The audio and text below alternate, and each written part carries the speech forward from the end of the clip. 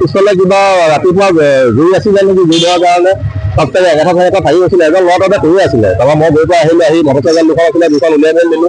তাৰপিছতে জুই লাগি আছে। ফায়াৰ ব্ৰিগেড আহি পাইছে, ৰাস্তাটো বেয়া কাৰণে ফায়াৰ ব্ৰিগেড আহি পাওঁতে অলপ পলম হ'ল। সময় এতিয়া প্ৰায় 15-20 মিনিট মানৰ আগতে হৈছে।